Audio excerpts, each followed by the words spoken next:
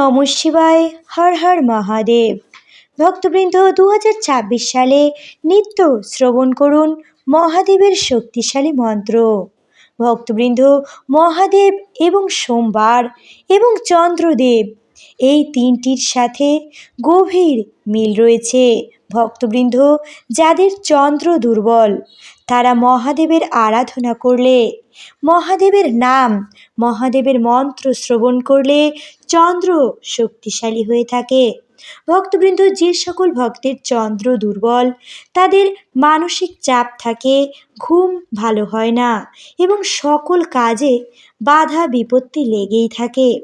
চন্দ্র মজবুত করতে যে কাজগুলি করতে হবে, সর্বপ্রথমেই মহাদেবের আরাধনা করতে হবে।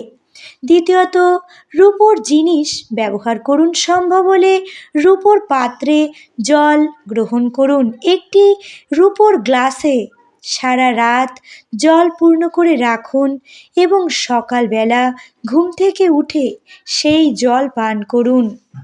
সোমবার দিন অবশ্যই সাদা রঙের পোশাক পরিধানের চেষ্টা করুন।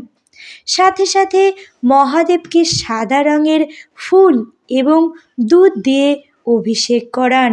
ভক্তবৃন্দ, পাশাপাশি শ্রবণ করুন মহাদেবের এই শক্তিশালী মন্ত্রটি। ভক্তি ভরে নিত্য মহাদেবের মন্ত্র শ্রবণ করুন। ভক্তবৃন্দ, ভক্তি ভরে অবশ্যই কমেন্ট বক্সে মহাদেবের জয়গান করতে ভুলবেন না। চলে যাচ্ছে সেই মহাশক্তিশালী মন্ত্র পাঠে। তার পূর্বে আপনারা অবশ্যই জেনে নিন মহাদেবের মন্ত্র শ্রবণে কী কী উপকারিতা পাওয়া যায়। মহাদেবের শক্তিশালী মন্ত্রগুলি শ্রবণ করলে সর্বপ্রথমেই গৃহ থেকে এবং মন থেকে নেগেটিভ চিন্তা দূর হয়ে যায়, সকল কাজের বাধা দূর হয়, সকল কাজে সফলতা আসে। ভক্তি ভরে মহাদেবের মন্ত্র শ্রবণে চন্দ্র গ্রহ ভালো হয়ে থাকে। ফলস্বরূপ অনিদ্রাজনিত সকল সমস্যা দূর হয়, মানসিক চাপ কমে। ভক্তবৃন্দ, শ্রদ্ধা ভক্তি সহকারে শ্রবণ করুন মহাদেবের শক্তিশালী মন্ত্র সকল মনের ইচ্ছা এবং রোগ মুক্তির জন্য। ওম নমঃ শিবায়। হর হর মহাদেব।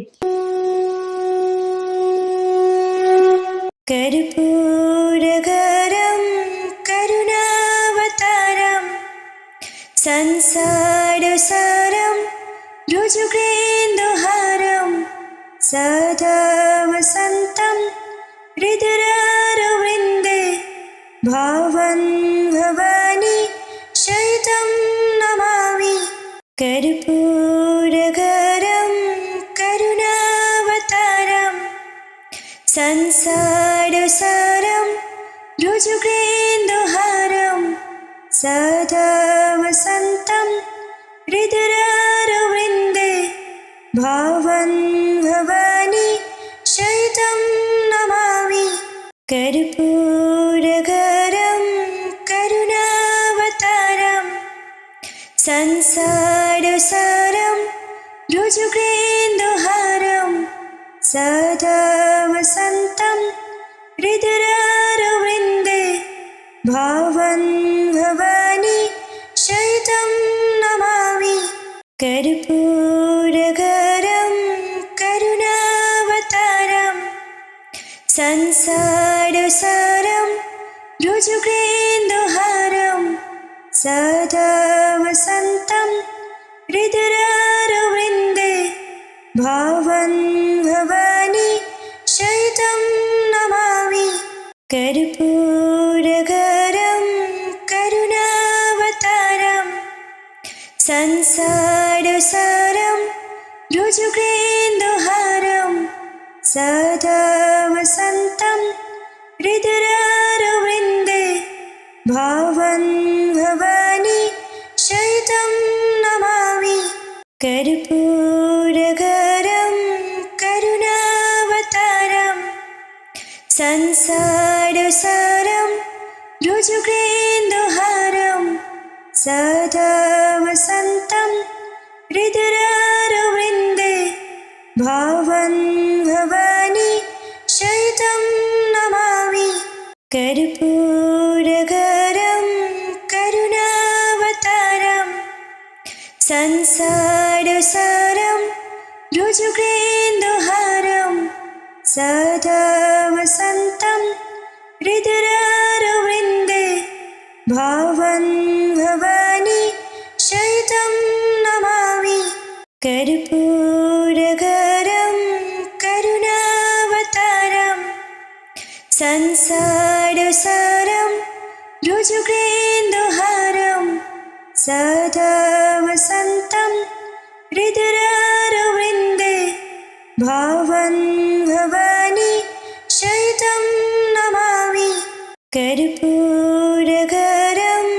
करुणावतारं संसारसारं रुजुगेन्दुहारं सदा वसन्तं हृदयारविन्दे भावन् भवानी शयितं नमामि कर्पूरगरं करुणावतारं संसारसारं रुजुगेन्दुहारं सदा वसन्तं हृदयारविन्दे भावन् भवानी शयितं नमामि कर्पूरगरं करुणावतारं संसारसारं रुजुगेन्दुहारं सदा वसन्तं हृदयारविन्दे